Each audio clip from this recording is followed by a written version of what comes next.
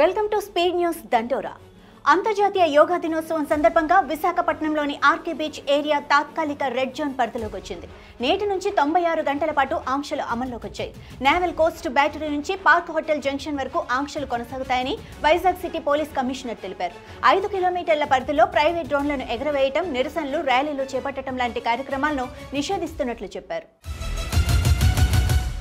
తెలంగాణలో అధికారంలో ఉన్న కాంగ్రెస్ ప్రభుత్వానికి కేంద్రం తీపి కబురు చెప్పింది. గత ఏడాది మంజూరు చేసిన 7 జవహర్ నవోదయ విశ్వవిద్యాలయాల ఏర్పాటుకు సంబంధించిన ఉత్తర్వులను తాజాగా విడుదల చేసింది. ఈ పాఠశాలల్లో జూలై 14వ తేదీ నుంచి తరగతులు ప్రారంభం కానున్నట్లు కేంద్రం అధికారికంగా వెల్లడించింది.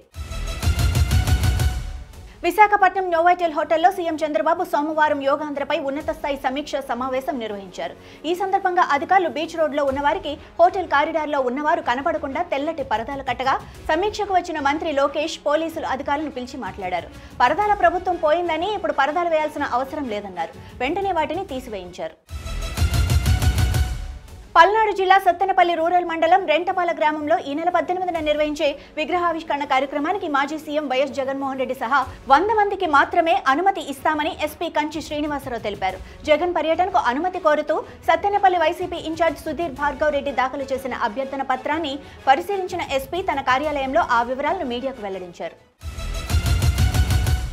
తల్లికి వందనం పథకంలో అవినీతి జరిగిందని నిరూపిస్తే తన పదవికి నేను రాజీనామా చేస్తానని, లేకుంటే ఎమ్మెల్యే పదవికి రాజీనామా చేసే దమ్ము మాజీ సీఎం జగన్ కు ఉందా అని మంత్రి సవిత సవాల్ విసిరారు. శ్రీ సత్యసాయి జిల్లా పెనుకొండ మండలంలోని క్రియా వద్ద జరిగిన యోగాంధ్ర కార్యక్రమంలో ఆమె పాల్గొన్నారు.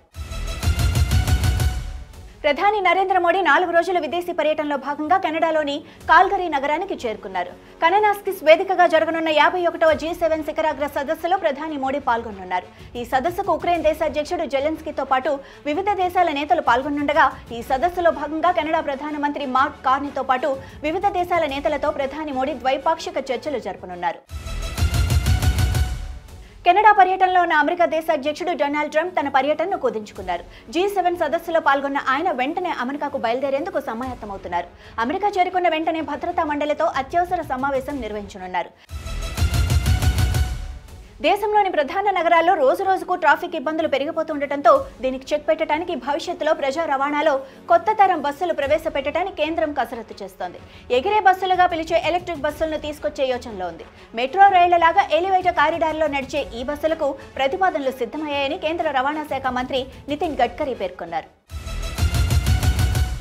కేదార్నాథ్ యాత్ర సోమవారం పునః ప్రారంభమైంది. ఆదివారం రుద్రప్రయాగ జిల్లాలోని పలు ప్రాంతాల్లో కొండచర్యలు విరిగిపడడంతో ఓ వ్యక్తి మరణించగా 2 గాయపడ్డారు. ఈ క్రమంలో కేదార్నాథ్ యాత్రను తాత్కాలికంగా నిలిపివేశారు. యాత్రకు వెళ్లే మార్గంలో పడిన కొండచర్యలను తొలగించడంతో సోమవారం పునరుద్ధరించారు.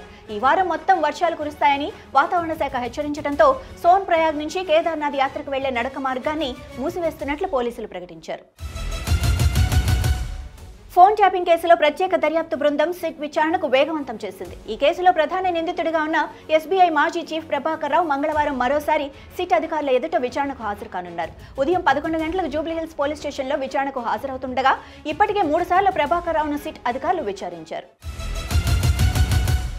తెలంగాణ రాష్ట్ర ప్రభుత్వంపై కాళేశ్వరం కమిషన్ సీరియస్ అయింది. కేబినెట్ మినిట్స్ ఇవ్వాలని సర్కార్కు కమిషన్ చీఫ్ మరోసారి లేఖ రాశారు. కేబినెట్ మినిట్స్ ఇవ్వాలని ఇప్పటికే 2 సార్లు కమిషన్ లేఖ రాయగా తాజాగా మంత్రులు మాజీ సీఎం కేసీఆర్ స్టేట్మెంట్ తర్వాత మరోసారి సర్కార్కు కమిషన్ లేఖ రాసింది. హుజూరాబాద్ బీఆర్ఎస్ ఎమ్మెల్యే పాడి కౌశిక్ రెడ్డికి హైకోర్టులో ఎదురుదెబ్బ తగిలింది. క్వారీ నడవాలంటే 50 లక్షలు ఇవ్వాలని యజమాని మనోజ్ రెడ్డిని బెదిరించిన కేసులో విచారణ ఎదుర్కోవాల్సిందేనని స్పష్టం చేసింది. మనోజ్ రెడ్డిని బెదిరించిన వ్యవహారంపై ఎఫ్ఐఆర్ను కొట్టివేయాలని కోరుతూ కౌశిక్ రెడ్డి దాఖలు చేసిన క్వాష్ పిటిషన్ ధర్మాసనం డిస్మిస్ చేసింది. రాష్ట్ర ప్రభుత్వం లేఅవుట్ రెగ్యులరైజేషన్ స్కీమ్ ఎల్ఆర్ఎస్ గడువును మరోసారి పొడిగించింది. ఈ నెల 30 వరకు పొడిగిస్తూ ఉత్తర్వులు జారీ చేసింది. ప్రభుత్వం ఇచ్చిన రాయితీ 25% కొనసాగుతుందని పేర్కొంది. ఈ మేరకు పురపాలక పట్టణాభివృద్ధి శాఖ ముఖ్య కార్యదర్శి ఇలంబర్తి ఉత్తర్వులు జారీ చేశారు. అక్రమ నిర్మాణాలు, అనుమతి తీసుకున్న ప్లాన్లను ఉల్లంఘిస్తూ నిర్మించే భవనాల విషయంలో కఠినంగా వ్యవహరించాలని జీహెచ్ఎంసీ నిర్ణయించింది.